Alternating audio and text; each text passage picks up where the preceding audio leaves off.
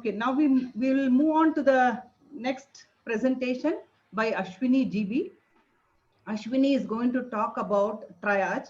What are the services we give in OPD? What are the services we give in ultrasonography? And during COVID, what special precautions we need to take? And she's also going to tell us about the self-assessment form and consent. So all those areas, as soon as the patient enters your clinic, what are the things that need to be done in the that is what she's going to tell. And now I have great pleasure in introducing Ashwini GB, very dynamic young consultant, and she's also an EC member of KISAR, and she's a consultant in reproductive medicine and scientific director at Aspire Fertility Center, HSR Layout. And she has got several gold medal, and then she has got an award of best outgoing student, and she has done a fellowship in reproductive medicine at Rajiv Gandhi University in 2008.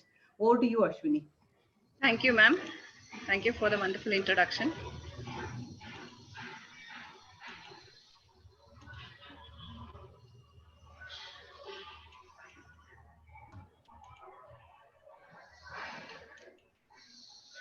Good afternoon, everyone.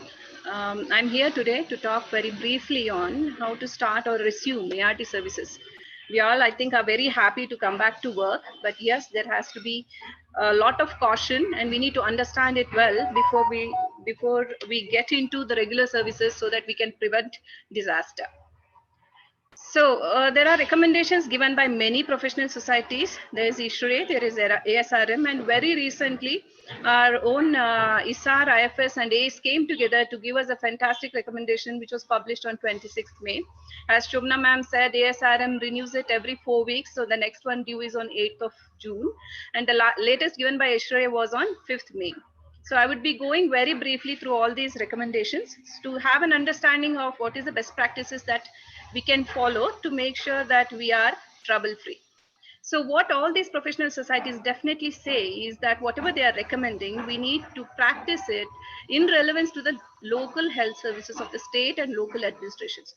That is, whatever the state and the local administrations have suggested, we need to inculcate that and then implement these recommendations and make sure that we don't violate any local regulations. And also what ISAR very clearly says is that this is based on the evidence as on 26th May. So there might be continuously evolving scientific, political, and economic situations. So when there are changes in any of these fields, we need to make sure that we implement the changes along with the recommendations. So my a brief outline of this talk. Initial few slides will be on what are the prerequisites for the resumption. This would be followed by discussion and counseling of patients, and then I would take you through the triage and screening that is absolutely essential not only for patients but also for staff. And then we go through the infrastructure that is needed for this triaging, the patient and staff management, the levels of PPE that are needed for the OPD management, and last but not the least, sanitization. So resumption of ART services, what are the prerequisites? So most of these recommendations, all of the bodies, professional societies, tell us it has to be in a phased manner. So we have all closed down our services for some time. So when we are restarting, it is always wise that we restart in a phased manner so that we don't have trouble. So it is wise initially to start off with diagnostic services, followed by ovarian stimulation, either for a timed intercourse or an IUI, and last would be the IVF services. So what is very important is that you have sufficient clinical staff, you have your in-house embryologists, nurses that can work in shift, and a backup team for them, so that if somebody tests positive, you have the liberty of quarantine. Sufficient facilities for a separate cryo storage. So it's important that that ISAR recommends that we have a separate cryo storage for gametes and embryos that are generated during this time, because we don't have enough evidence to support that it is safe to mix it up with the other embryos. And then have a clear policy on the number of cycles that you can do. So what you need to understand is when you're starting off the cycles, there's a lot of form work, there's a lot of test work, and there's a lot of precautions that you need to inculcate when you consider the social distancing, the time that you have to give between patients. So you need to have a policy on how many cases you could handle, and accordingly stick to that. Unit should also have adequate supply of PPE for the staff, media and consumables. You have to make sure that there is liberal availability of your media so that you don't get stuck in between because of restrictions on travel, etc. There should be a fair and scientific approach on making policies, and education and training of staff is extremely important. All clinics should be willing to triage the patients, because triaging is the one that is going to save us from trouble and to identify high risk people who can be tested for COVID. There has to be a close liaison with another clinic. This is said because if in case there comes a situation wherein you need to close down for either sanitation or for quarantining the staff, majority of your staff, then you have a backup clinic to which you can transfer your patients. There has to be a written code of conduct. This is extremely important for patients and staff to mitigate the risk or reduce the risk of transmission of this infection.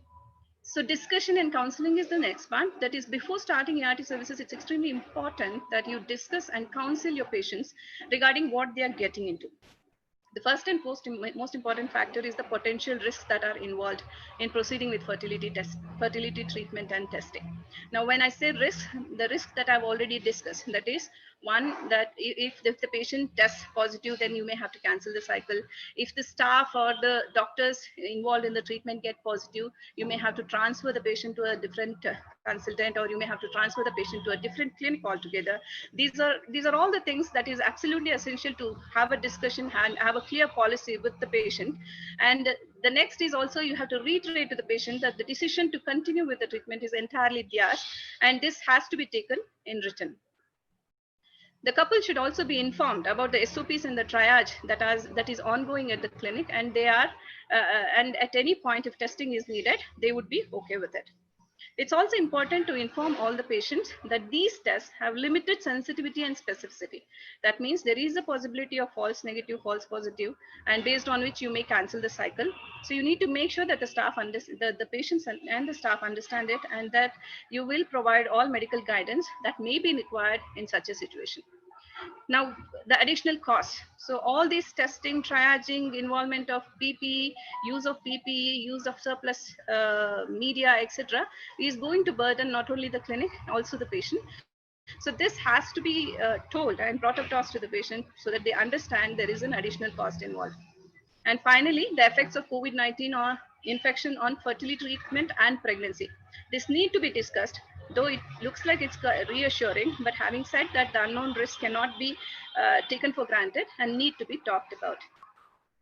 The last but not the least, about shifting, if in case any of the staff gets positive or the facility gets closed, needs to be discussed so that the patients are aware that in the eventuality of any infection among the people involved, there might be changes in the plans.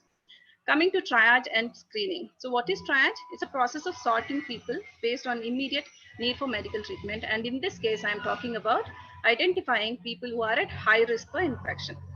Triage is not only meant for patients, but also for staff. We need to remember that triage questionnaire should be done by both patients and staff. Now, on what basis do we do this? ISAR has given us a questionnaire, which is quite exhaustive. I'll take you through it.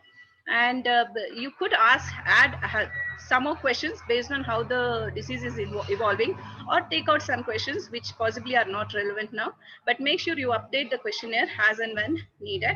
So it would include a detailed history of travel to endemic areas, travel to areas where there is high prevalence, detailed history of symptoms, contact history, and a temperature recording, and preferably SpO2 recording in addition. Triage is very important for staff and patients too. So triaging would include a detailed history, a temperature checking, and preferably a SpO2 checking also. This is an exhaustive questionnaire given by our own ISAR, IFS, and ACE. It's quite really complete, and as we go forward, you could add on things that are relevant, and also maybe, for example, it has an international travel within 4 days. We all know international travel has been stopped long back. So things which are relevant now you could add, and which are not relevant, keep updating the questionnaire so that it can help you identify patients who are at high risk of infection. This is also a scoring system given by ISAR, helping in trying to triage patients who are positive so that you can know where to refer them to. Now coming to testing. So now once you triage and you find that the patients are at high risk of having an infection, you would want to test them. The current test that is recommended in India and done all over, the only test is RT-PCR. Though antibody tests are available, but they are not a great favorite because they have not shown to be very accurate. So RT-PCR and about the other testing, I think Dr. Shantala will be talking in detail. So going to the next, the ISAR, IFS and ACE together has given us very clear guidelines as to when to test. So if I put it in a more easier way, when you're starting ART, 2 weeks prior to starting ART, it's very important to triage first. At the start of stimulation, that is when you start the gonadotropins, triaging and testing is what ISAR recommends. While on stimulation, that is when you're seeing her for follicular imaging and all that, again, triage should be sufficient. At the time of oocyte retrieval, about 24 to 48 hours before, triage and testing is what is recommended. And just before embryo transfer, both triage and testing is what is recommended by the Indian body. Now, ISAD recommends also testing for RT-PCR at the beginning of IUI stimulation. However, they have not mentioned at the time of IUI whether to test it or not. What we could all imply from that is that all other patients, while they are entering the clinic, one thing that is absolutely important is to triage and test the patients who come positive in the triage questionnaire. So one needs to understand that we need to either consider liberal and repeated testing in symptomatic patients. That means there are a bunch of patients who may test negative. So if they have symptoms, and even if they test COVID negative, one needs to take precautions and be cautious and alert the staff and keep doing the test liberally to identify if one is affected by COVID-19.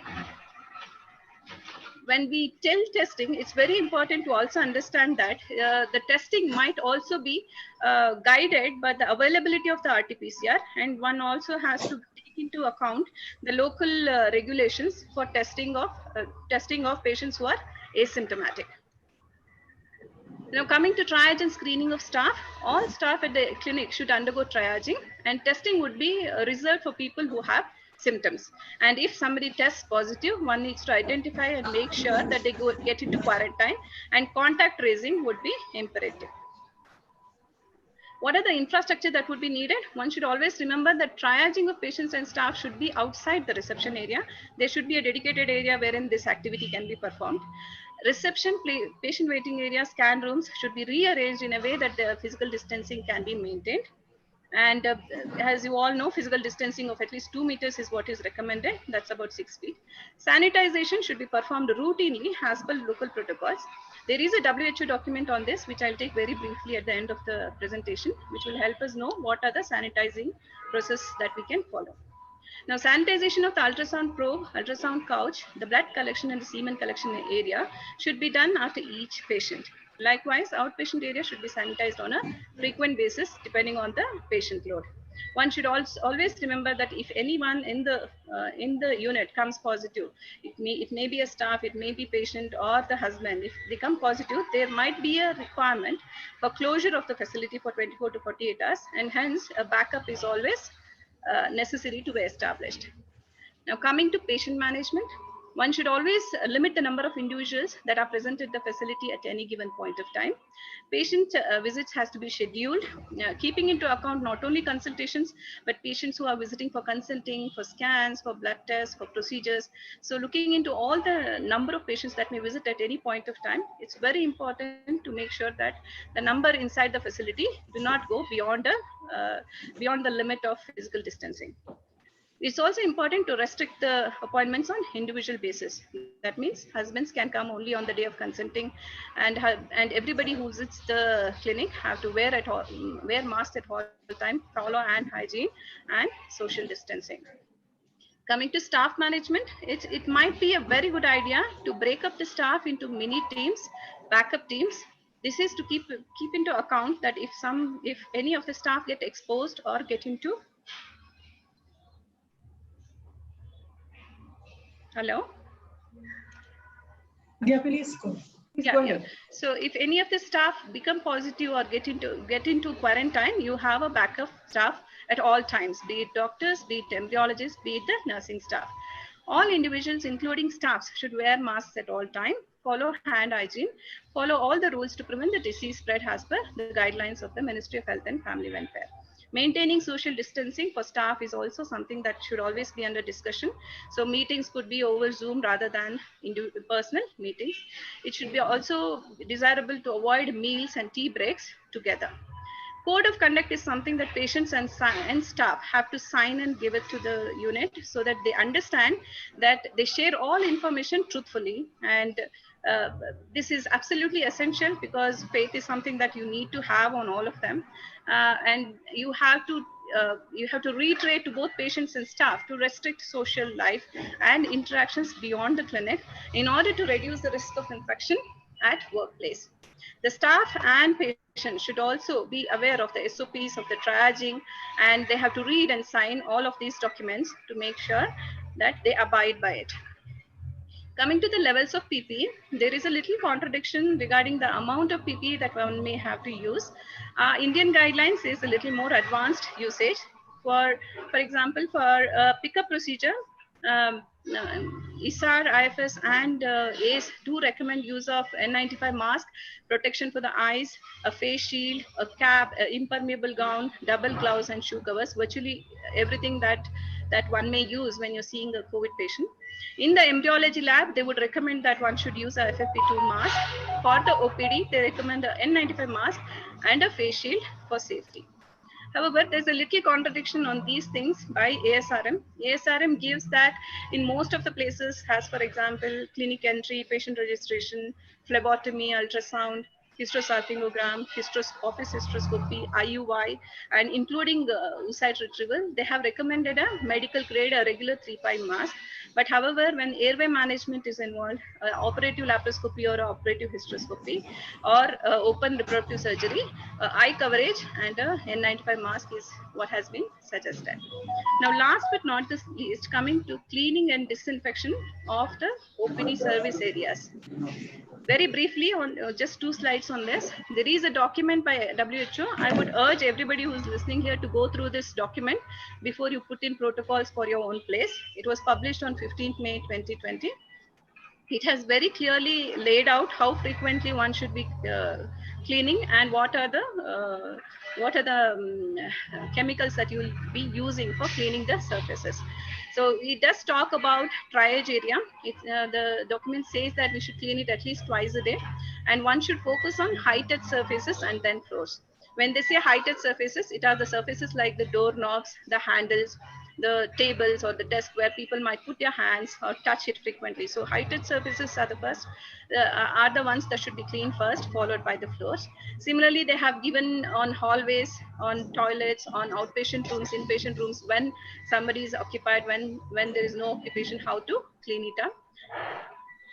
The products that they have encouraged to use are ethanol, 70 to 90%, and then chlorine-based products, that is sodium hypochlorite, starting from 1% to 0.1% to 0.5%. 0.1% is for general environmental disinfection, whereas 0.5%, especially when blood and body fluids show large spills. Hydrogen peroxide is the third chemical that can be used. However, one needs to keep in mind that chlorine products and hydrogen peroxide can tend to have some corrosive effects on the surfaces that are cleaned. So it would be wise to see what works on the surface and then go ahead and use it. One needs to also remember that a contact time of at least 1 minute is recommended for these disinfectants to work. So before you can reuse the object, at least 1 minute has to be elapsed. So finally, coming to the highlights of the whole presentations. Recommendations have been given by very professional societies, including our own ISAR. These need to be implemented in context to the local healthcare guidelines. So when regarding the use of PPE, regarding the use of tests like RT-PCR or antibody testings, please make sure that you go through the local healthcare guidelines so that you can implement accordingly. triage, and triage. This is the most important word of the whole presentation, because triage is the one that is going to help us identify patients at high risk, and then we can plan accordingly regarding cancellation of treatment, regarding further testing, regarding contact tracing, etc. Testing currently in India is by RT-PCR. So judicious versus liberal use is something that we need to decide based on the availability and the local guidance. And cancellation of treatment, quarantining, and contact tracing if there is detection of any positives, either in the patients or the staff. I hope it's been clear. Thank you for a patient hearing. Thank you, everyone. Thank you very much, Ashwini. It has been a wonderful presentation.